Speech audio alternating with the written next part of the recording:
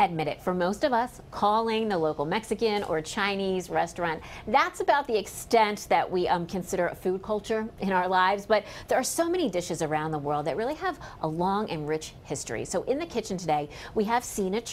She's placing the spotlight on tamales. Seena's from Food Wonders TV. Tamales, it's a fun word to say, but like, what are they and what's the importance here? Sure, thank you for having me today. Well, tamales, as everybody knows the word, has an origin. The word tamale comes from Nahuatl tamali, which means carefully wrapped. Oh, well, it makes sense, yes, because they are carefully wrapped. Yes, and that, well, tamales exist in all of Latin American countries, and they have different names in each one of them. Okay. They are done out of corn flour, and they can be savory or sweet, and they are steamed, and then before they wrap them in two different types of leaves. They can be corn husks or banana leaves. Oh, okay. And those give them a different flavor, each one. So for example, these are from Guatemala, and they have chicken, and these are from Mexico, and they are with corn, and they can be with mole or green sauce.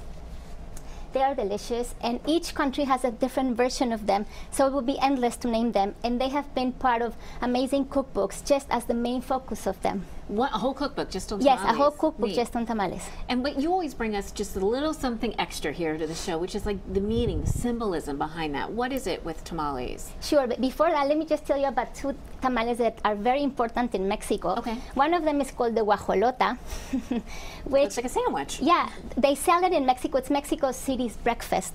And they go in every corner with their bicycle in a huge tamale pot, and that's what you buy. It's very cheap, and it gives you all the carbs you need in a week. Oh gosh, yeah, it definitely looks like it. And there's another big, huge tamale that I wanted to talk to you about. It's a tamale called zacahuil in Mexico, and it's so big. It's 9 feet big, 9 feet big, and it can weigh up to 100 pounds.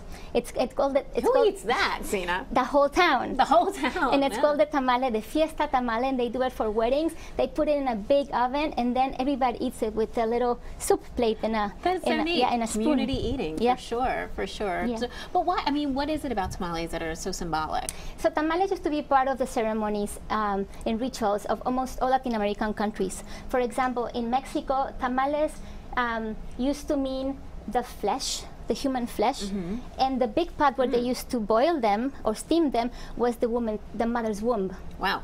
They also very used, symbolic. They also used to use them in weddings. The mother-in-law gives, when they tie the knot, the mother-in-law gives the bride 4 bites of tamales, and then the bride gives it to the groom. Gosh, I think here in America we just don't appreciate food the same way that some other cultures do. Can you really quickly show us a recipe? Yes, but I have to show you something first. Okay. So tamales are made in this very little bitty pot. Whoa. That I wanted to bring you. I can't believe little you can lift that Yeah, up. we could take a shot, but that's in there. And the nice part about it is Mexicans they tie a little knot here.